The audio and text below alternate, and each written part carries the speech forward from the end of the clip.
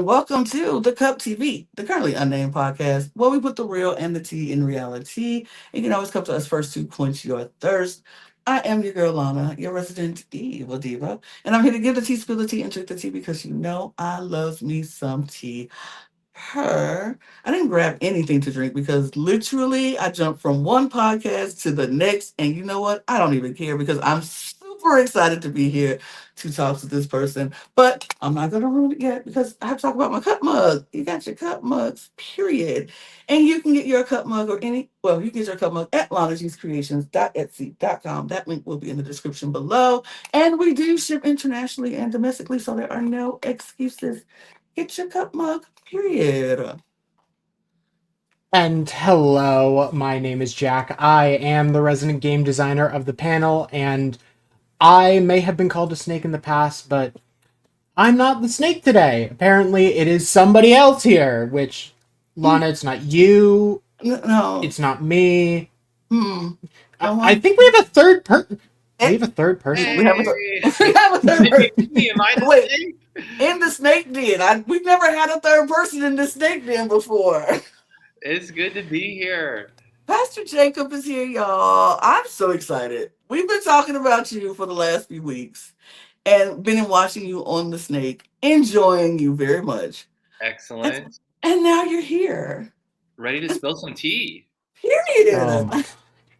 That's Love exactly it. what we love to hear. It's exactly what we need. Absolutely. And just to be clear, I might have been one that called Jack a snake in the past. Maybe. Maybe. Oh, Definitely. Yeah. But was it deserved? Also, Probably. yes. So it's reasonable. Okay. But we are here. We're talking to Pastor Jacob. And y'all, we're excited because this is the first guest we have from the snake. And I'm excited. We can't wait to talk about it. But before we do have a few things that we need to get out the way. So first things first, subscribe to this channel. If you haven't subscribed to this channel, what are you doing? Go ahead and subscribe right now. We're on a mission here to get 1,000 new subscribers by the end of the year. So we would really, really, really appreciate you subscribing to this channel and subscribe to all of our channels. If you are a fan of Drag and Drag Race, At the Cup Pod is the place for you. If you are a fan of Eurovision Song Contest, At the Cup ESC is the place for you. And if you're a fan of WWE Wrestling, At the Cup Ringside is the place for you. We got something for everybody. So please subscribe to all of our channels because all of our channels are on this mission of getting 1,000 new subscribers by the end of the year. So we need your help. Also, if you need to listen to us on the go, our audio podcast links are also in that description below. You can go down there, click on it, follow us, and check us out wherever you get your podcast needs from. You can check us out there. And join our Patreon. We got a lot of fun things in our Patreon, behind the scenes things that sometimes you won't see on the channel. And some things you get early access that will come out much later, but you get to see it first. So check out our Patreon and follow us on all of our socials at The Cup Pod on Twitter, Instagram, TikTok, and Blue Sky. Whew. Now that we got all of that out of the way, let's get to what we came here for in the beginning. Pastor Jacob, first, thank you again for your time. We appreciate you. it is my honor. I have loved listening to your podcast, and so it's great to be here with the people watching and reviewing the show. Absolutely. We're What? just gonna pretend like week 3 didn't exist in just with Oh, that context in mind. Because Right. we may have read you just a little bit for it, but like, I thank you so much. I accept it. It was my blunder. Uh, we gonna talk about that. We're gonna talk about all of that because I have questions. But my first question is literally, what made you decide that this was the show you wanted to go on? It was not something that I was looking for. I was living my life. I'm a pastor in real life, just as I show on The Snake. And I love what I do. I work with my wife. She's my co-pastor and been in the business for 13 years pastoring. And so I wasn't looking to be on reality TV. And I saw that there was a show that was testing a pilot and looking for a pastor right here in Los Angeles. I'm about 30 miles Oh. east of Los Angeles. And so I thought that was really interesting, filled out an application just because it was going to be just a few days. And I thought, okay, this is something I could do. When is a show ever looking for a pastor? And Right. so I put in the application, didn't hear anything. casting company reaches out to me 8 months later and says that they're casting for the actual show. Would I be interested in it? I thought it was just a fun thought experiment at the time. So I said yes, interviewed, and then there was 4 or 5 interviews that just kept going. And that's when I thought, oh my gosh, this might be a real thing. I have to Mm-hmm. seriously, it seemed like it was not going to be easy to leave my wife. I have a 3-year-old, and then the church is always really busy. But then I thought, if they're really going to put a pastor on a reality TV show as a pastor representing pastors, Mm-hmm. for me, what is really important to me is to share a Christianity with the world that goes against so many of the judgmental, hypocritical, hateful voices that we see that are platformed on national Yes. television. And I thought That's I would true. love for there to be a pastor who's out there just trying to share love and inclusivity with the world. I don't want there to be a pastor that's anti-gay, anti-immigrant. I want it to be Right. someone who's preaching love. So if they're going to invite a pastor like me on the show, then it feels really important to me, not just for the fun of doing it, but for showing the world that religion can be used as a force for good. And so I said yes. Absolutely. That's like so refreshing to hear you say that. My father was also a pastor, so I grew up in the church my whole entire life. And so I that was always a concern is when they put pastors or, religious figures on reality TV. What is the purpose of that? Like, are you doing it to show like, oh, see, this pastor isn't doing this, and they're just like everybody else, and they're, want to show the bad part of Christianity because that's all we see a lot on television with these, like you said, people who are anti-gay, anti-immigrants, anti-everything, and they don't show that not all people are like that. Not all Christians are not like that. Not all pastors are like that. This is very open and tolerant and very like we love everybody. That's just the way it's supposed to be. Yes, it's some bad seeds, but it's not always bad seeds. So I love that you got on TV to say, yes, I am a pastor. This is my faith. This is who I am. But I want to show you that we're not all that way. And I love that even though this game is kind of designed to be snaky and deceitful and weird sometimes, you still be like, but I just want to show that you can still do this stuff but show love in the midst of all of that. So I love that so much. Yeah, that was the goal. And it was actually a really weird headspace to be in while competing. I found that difficult emotionally to try to wrestle with both of those competing desires on my end because I'm a very competitive person. I like I mean, playing games and strategy. And so I wanted to be there and respect the game and do my best to move forward while at the same time understanding I've got a little bit more of a weight here. I can't just be a terrible, deceitful person while trying to represent a more inclusive form of Christianity. And at the same time, pastors are human too. We're not perfect. So it's okay for me to not be a perfect person on television. People should know that pastors are human and not perfect people. right. Yeah. I mean, the difficult part I think is initially people say, "Oh, that's a pastor," and they immediately have these lined up thoughts of like, "Oh, you're going to act like this, you're going to be very righteous and moral and like you're always going to like be a certain way." So, especially looking at how you were introduced as, oh yeah, this is the pastor compared to the poker player or the OnlyFans creator. Like, how did that label start your game off in a way that maybe it wasn't intending to? Yeah. What was interesting is as we're interacting with each other, everyone is there to represent a profession, but the other contestants weren't referring to each other as lawyer Amanda or OnlyFans creator Alyssa. Right. But for everyone, I was Pastor Jacob. And so it was really hard to shed that label. And I thought it was going to be something to where people were going to have more trust for me as a pastor. But I think the weirdness of having a pastor in a game of deceit and manipulation actually flipped it. And so I was trying to figure out the whole time, why does no one trust me right off the bat? And so I was trying to work against some of those stereotypes. People didn't know that I was this inclusive, loving pastor. So I think people were a little afraid that this guy is this morally upright, Right. judgmental, Mhm. hypocritical, prudish guy. And so it took some time to try to chip away at that along the way. So I know you can't give away a lot because are we going to see more people chipping away at that this, oh, he must be this kind of pastor, and we're going to start saying, oh, wait, he is actually inclusive to the queer community. He is actually anti, not against the immigrants, not against the queer community, not against all this other stuff, this righteous living pastor that everybody. I know you probably can't say a whole lot, but do we see a Yeah. little bit of that happening? It was great to have some pastoral conversations in the house. And I had some shirts that I brought with me with a message on them that there's a quick look at one of them on episode 2 that just said, love is love, Black Lives Matter, no human is illegal. I had with me my trans rights are human rights shirt.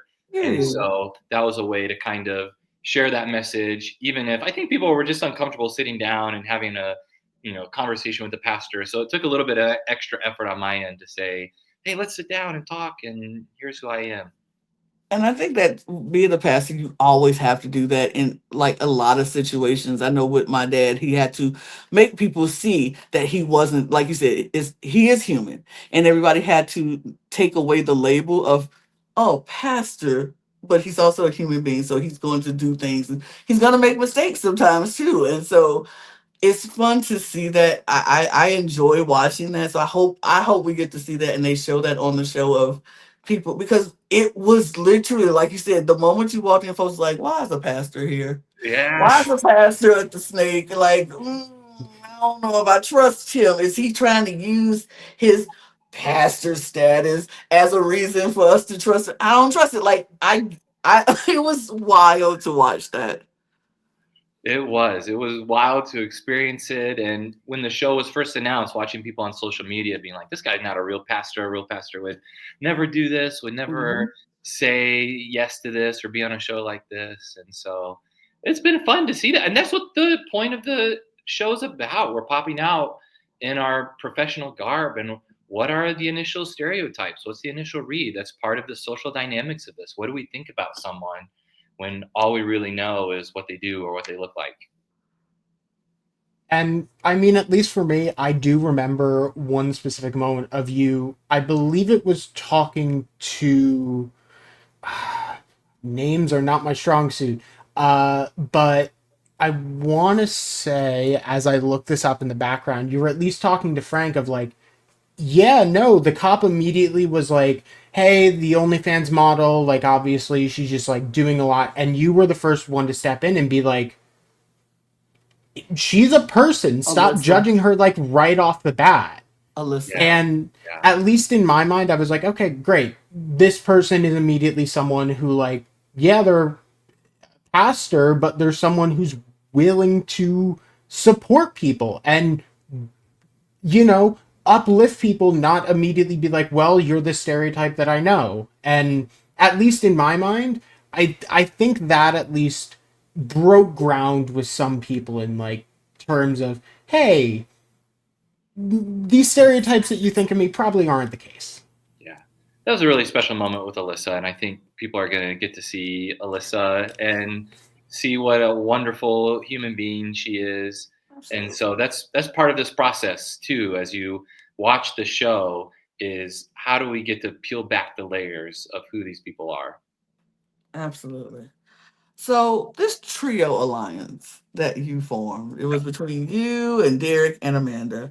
That Yeah. was like a driving factor in the first part of this, well, the episodes that we saw, at keeping all of you safe throughout the early portions of the game. So what formed this alliance? What decide, how did you all come together and decide this is the group we want to work with? Yeah, Derek and I connected on night one at that dinner. I think for the two of us, just being at the same stage of life, you had Mina and Brian on the older end of things, and then you had a lot of folks in their mid, early 20s. And so for the two of us to be in our late 30s, we are both have young children. And so there was just kind of this level of maturity and professionalism that we're like, okay, hey, you're someone who I think can sit down and have a rational, strategic conversation with each other. And so we connected on that right away. And then at dinner, it was also really clear to us, like, okay, Amanda, she's a lawyer. She got a great head on her shoulders. Right. Let's try to get her in as a third person so we can kind of have this small group that we're working with. And as you said, those first 2 episodes was key to keeping the three of us in the game. Mm-hmm. Absolutely. And I mean that specific group, we even see that during the third episode of you initially kind of like making sure that Amanda's good and then end up saving Derek, which Yeah. I was like, great, okay, Derek is not going anywhere. But uh, I am curious, as is there any other like major alliances that we just that within the context of the episodes that we have out right now that like we haven't really seen get as much screen time? I think that everything that you all are seeing is definitely what's happening in real time as we're going through it. So Derek, Amanda, and I were definitely one of the early key packs that was forming. And then you can see how close Frankie and Alyssa are to each other. And then the bros had their group. And what's really interesting is so many of us did not, you all are seeing a form of Kethrin, the tech manager, as the Yes. puppet master that at the beginning a lot of us just didn't see. People believed those tears as she's standing up there. Everyone's kind of mouthing to her like, "You got this. It's okay." You can see those reactions from people in the snake pit as they're waiting to be saved. And so I think that what you all are seeing is what's happening in real time.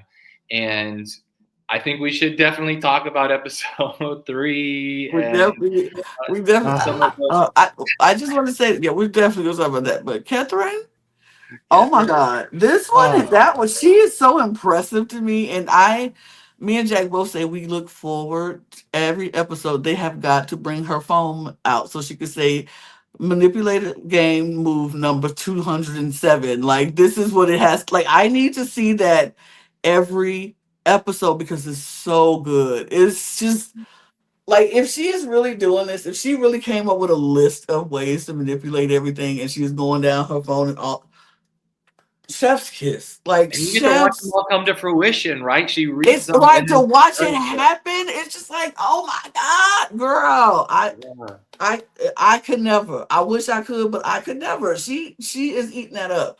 But yes, we do need to talk about this last episode because you win. You win the Oh snake. no. You win The the snake, power and was you mine. you and McLean, y'all were at the bottom. You started at the bottom. Now you here, and I'm like, yes, this is what I wanted. I wanted to see McLean, who was at the bottom twice, get out and get to the top. Pastor just made this, got everybody against him at this from the whole spitting in the bucket situation and all that. And I'm like, everybody was coming for him, and now he at the top. He the snake. We're about to look. We up. We are up. We're about to see some good things go down. And I get it. I get wanting to keep McLean, in the spot. Like you have a decent relationship with her, even though she has a really good relationship with Jack. That, but why? My I heart. know why. Why? Because I literally was like, I'm waiting. I'm waiting for Pastor Jake to be like, yeah, this is the plan. It's gonna be Amanda and Jack and then Deontay, and we gonna go with the plan, and that's what's gonna happen. And I was like, he definitely gonna go to Amanda and be like, that is not the plan. The plan is we gonna save you, you go save Derek, and then Derek go save Cody, and then Cody go save Christine, and then whatever happens after that, we don't care. Let's keep them bros at the bottom of the pack.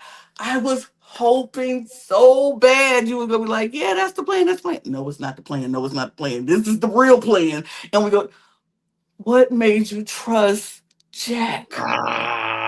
Yes. So first and foremost, I just want to own my blunder. And in this moment, I'm just trying to stay as humble as possible here and say I made a mistake and I just have to own it. It's out of character for me to act so unstrategically. And so I'm saying, yes, I own it. I made a big mistake. And what was going through my head, and that you saw me talk to Mac, and if I had been solo snake, my Yeah. plan was this is perfect opportunity to take out Brett and Devontae. So that's what I told Mac right at the beginning. We got to go after them. I kind of wanted to rally the dinner party folks and say, let's stay united on this front.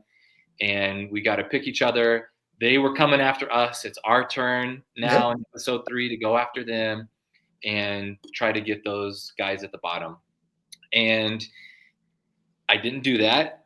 And what was going through my head, interestingly, we get to see how much Jack was going after me, especially in episode 2. Mm-hmm. But that's not something I knew to that degree.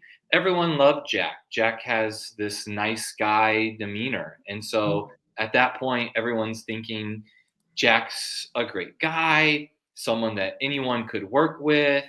People weren't so 100% certain that he was only going to work with Brett and Devontae, that maybe this bro pact is not as strong as it seems. And so maybe Jack is still workable. And so even my folks in the dinner party group were thinking, Jack's a nice guy. He's someone that we could work with. And of course, Mac really liked Jack.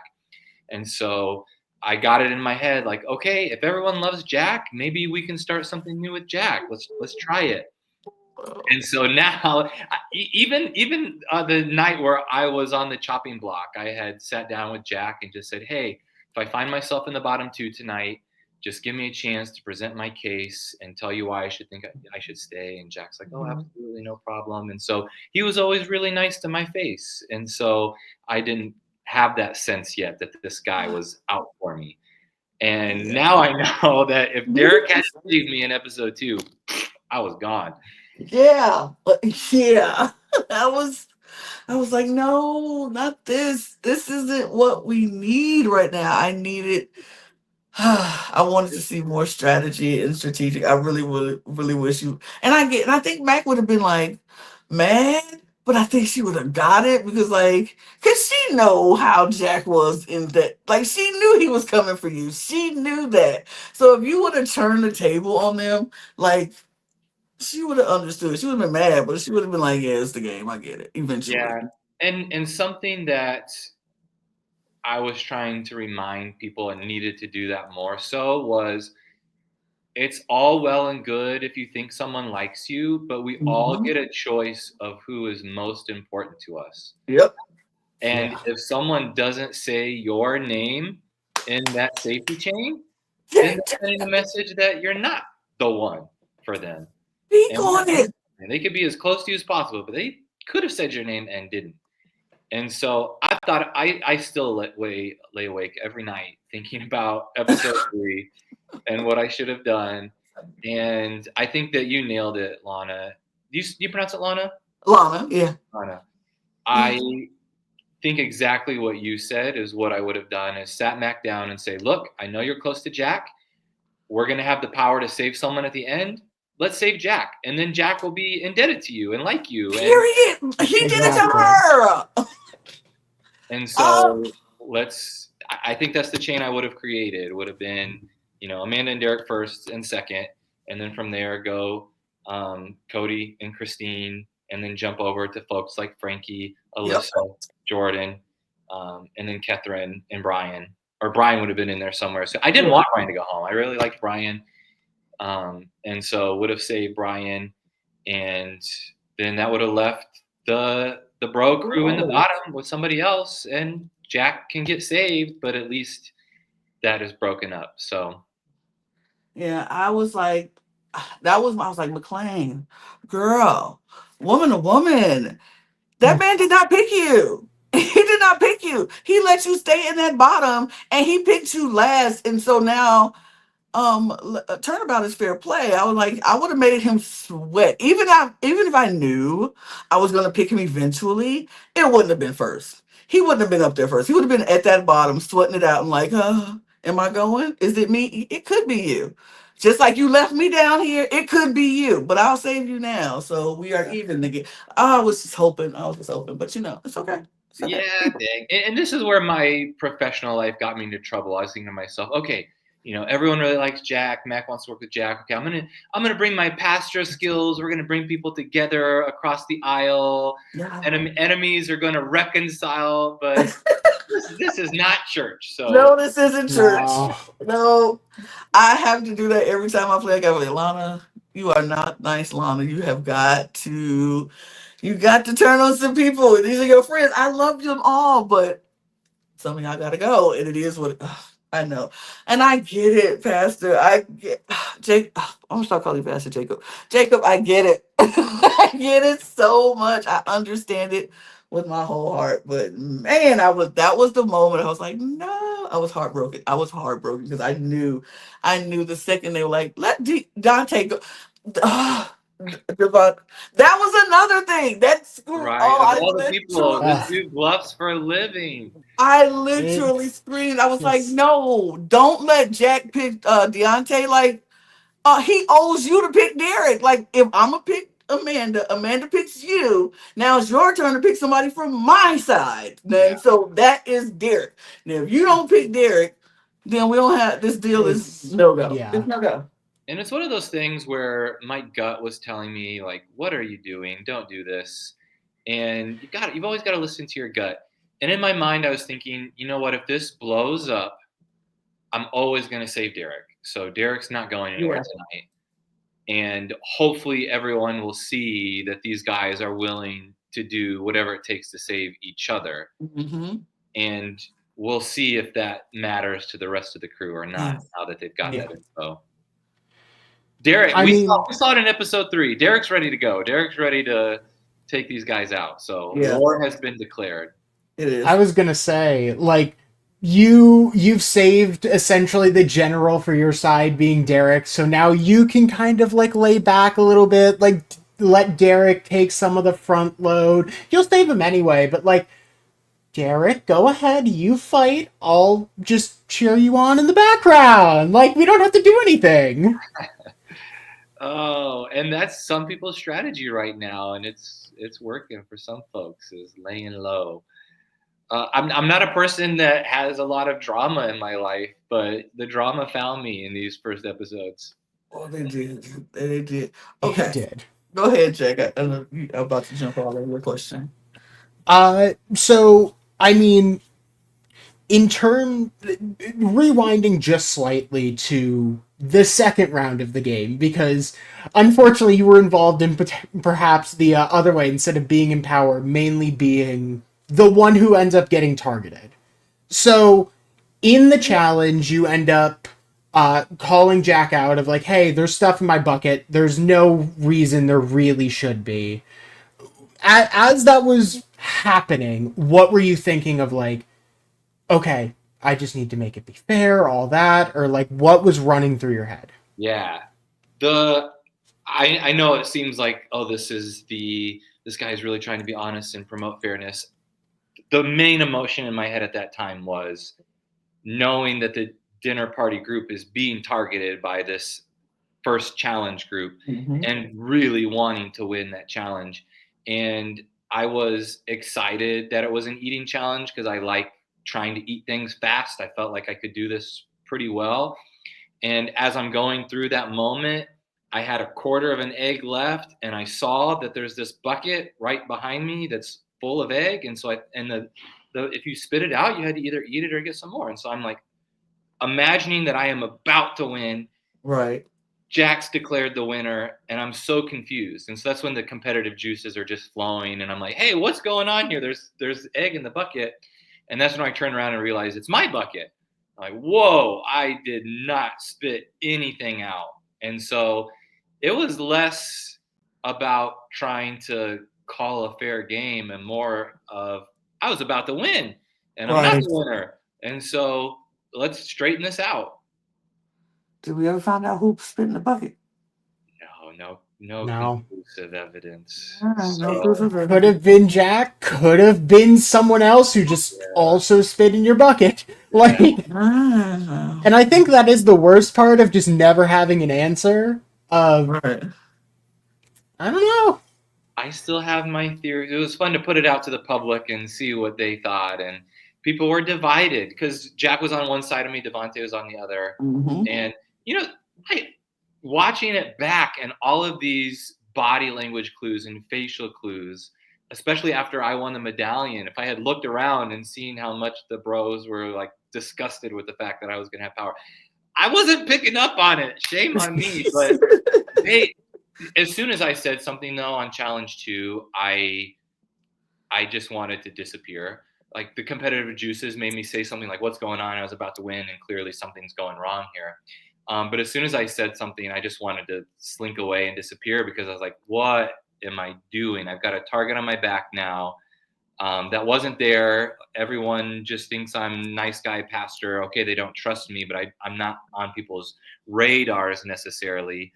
And so I felt in that moment like, well, everything has shifted for me. Right. Yeah. And I, I went back to the house and it showed me trying to bring everyone together and apologize and say like, I didn't have any ill intentions here. I didn't realize. I saw the bros go off and Yes. talk with each other. I didn't realize it was that bad that they were that upset. But Planning your whole downfall, like. planning my Yeah. demise.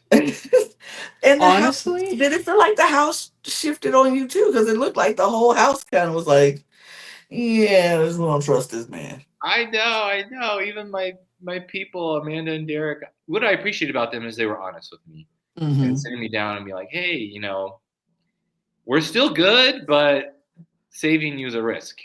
Yeah. Yeah. Go ahead, Jack. I honestly think it was making people eat another round of it. It's like, okay, you know what? That's a fair call. Everyone's going to do it again. And everyone just goes, are you kidding, Jacob? We're going to kill you. just, Right. I know. just Well, no one else had to eat the eggs but me and Jack. Everyone else bowed out. So they, fair. Which yeah. I would have done too. I'm like, if I know I wasn't close to winning this, so I'm not gonna do that again. Yeah. So And my gut feeling was like, oh man, everyone's gonna hate me. I should just say like, don't worry about it. Just let Jack win the second round. But it was also important to me to like respect the game itself because I just love the concept of this show. Not just because I'm on it, but I really admire everyone who put so much thought into this. And there's going to be curveballs constantly, so it's going to be fun to keep watching. And so I just wanted to respect the integrity of the game, and so I tried to plow through round 2 as well. But Jack won that one fair and square. yeah. Okay, so we already talked about that third episode and all of that. I'm not gonna continue to harp on that because that's not fair to you. But because we do love you, we told you we were fans, and we really, really do like you here. And look, this is the question that Jack had wrote, so I'm gonna read it. But Jack wrote it. I'm Okay, you're going to immediately throw me under the... Great, okay. that You know because what? Maybe this I'm is not a the snake here. Maybe it's Lana, but sure. it's the snake. I had to Three do it. snakes, three-headed snake. Three-headed snake, baby. You had to do it. But like your strategy, at least from the outside view, has been doomed to fail from the outset. Was there something we didn't see that more convinced you of the Brett going out, or that Brett vote going through? Was it something that we didn't see that made you go, it has to be Brett? Yeah, I think just in conversations I was having with Brett, it felt like that there maybe was an emotional disconnect between the two of Mhm. us. And also, I was hearing from folks that whether it was true or not, and it could have been, I don't know. This is something that I'll never know unless someone comes out and tells me otherwise. But the rumors in the house were that Brett was the one leading the charge against me in episode 2. Mm. And so I had that in my ear. And I don't know, I still don't know if that's real or not. But It was all of them. It really was all of it was them. I all tell of you, it was Jack, Brett, and Devontae. They all were leading that charge of getting you out the house at that point. yeah, yeah. So that's what was going in my mind is why I was trying to target him as well, or specifically. Makes sense. Makes sense. I do want to ask one more question because I want to know what it felt like, because me and Jack were talking about when Christine got introduced into the game, everybody, it felt like she just could not get have any inroads in with everybody. It felt like everybody except Cody, because he was pretty much falling in love with her the second he saw her. It was like nobody was trying to give her any time a way to wiggle her way in. And if she wasn't saved by, because she was the new person and they couldn't vote her out, she probably would have been gone the first episode she came in. Was that how it looked, or how it was in the house, how it looked to us watching it? It was. I think it was so hard to come in late because even though it's just the second week or the second episode, people had already formed their ideas of the people who were important to them that they were trying to protect. And so it was hard for her to push her way into that. And I feel bad for her for that. I think she did a really good job of establishing this relationship with Cody because at least Cody was giving her something. And that was something. I'm somebody who dwells on my mistakes, and I have a really hard time of letting go of something when I do something wrong when I'm playing a game. I love trivia, and so if I get a trivia question wrong that I shouldn't have, I'll think about it for months. Yeah. Uh-huh. And so, like I said, I'm still lying awake every night thinking about episode 3. But also, that something I was upset about for episode 2 and losing to Jack in the eating challenge is Christine coming in with fresh. She was fresh, and so this was someone who would have been great to bring in. Yeah. And have more numbers of someone who's going to choose you if they ever become the snake. And so I thought that was a strategic error house-wide, was not to jump at the chance to do something with Christine. And unfortunately, I was always playing from behind the 8 ball to where I didn't have any power to bring Christine in. If I tried to get Christine, I was bringing Christine into a sinking ship. So Right. If I had won episode 2, I would have definitely done more to bring Christine into that. But I think coming in late was hard for her. Yeah. I was like, it just doesn't seem right, but I understand, like you said, all the established connections that were being made had already been made, and people were trying to figure out how did they keep their place with the people and to add somebody new. But I would have been, I'm always that person in games. If somebody new comes in or somebody's playing the game for the first time, I embrace them so fiercely because I'm like, they're new. They don't really know the gist of the game. They just want to be able to stick around long enough to actually play. And since I am an established player, I want them under my wing. So if something happens and they win a challenge, or they'll remember how nice I was, how friendly I was, how inviting and welcoming I was, that they would want to keep me too. And so I live by that in every game that I play. I played a whole game where I took 6 new people who never played the game, and I was like, y'all come with me. And it took me all the way to the end of the game. And I was like, I just love that aspect because it's like, why are we shutting down a new person? They don't really have anybody anyway. And if they just so happen, like, we don't know the format. What if production gave her like immunity chain or something that she can give to somebody, like an extra medallion? We don't know what she came into this game Oh, with. true, yeah. We don't know anything about her, so she could have some things, and we just shutting them out because they're new. It's kind of like not the best strategy in my eyes, but I am glad that they were like, she can't go this round, because she absolutely would have went out that round. Even like they would have sent her home before they sent you home. And I was like, that's Uh-huh. crazy. That was wild to me. Yeah. I'm so glad that she was safe that round because she had a lot to offer the house. And so that's a good strategy. And I think you're right, because something that the host, Jim Jeffries, keeps repeating to everybody is every decision you make, using the snake metaphor, can come around to bite you. And Mm-hmm. so we'll see that as the episodes go on. The decisions you make, the things you say, it's a social game, so it matters. Absolutely. We look for loopholes here on the cup because me and Jack are like, it gotta be something. It It, gotta. you can't just like bring someone new into the house and like, yeah, here's a perfect boot for the round that you don't have to worry about at all. You're just gonna get to do that for free. Everything will be fine. Just don't worry. Oh, she's safe, by the way. Mhm. Like, it feels obvious to me, but like, I mean, I don't know if that was the vibe in the house. If there was any sort of idea that like she could be fine. She could be untargetable this round. Yeah, that's a good question. From my memory, I don't think people were really talking about that, and they should have been. They should have been. They Like that really. was that's number one. Like maybe she won't go because she's new, or maybe she had something. She got immunity or something. Maybe she came in as a snake. What if she has this medallion hidden there? Well, Ooh, all of this stuff will have to play out. And I think a lot of people get on shows and we say we're gamers, we say we're strategists, but then when we get on the games, all of our strategy because we're so excited to be there and we're so ready to play right? strategy flies out the window sometimes. It's like, oh, I don't know what I'm talking about. But I, I, I don't know. It was just a lot that could go on. Yeah. And that's another good point in that people were at their best strategically when they could step outside of the emotions of the game Yep. for a second and remind Hmm. themselves we're playing a game. It's weird how deep the emotions are. These are people you've known for 24, 48, 72 hours. Like, what the emotions are There, real. it's really weird. It really does turn into a pressure cooker of, oh, I've known this person for 3 days.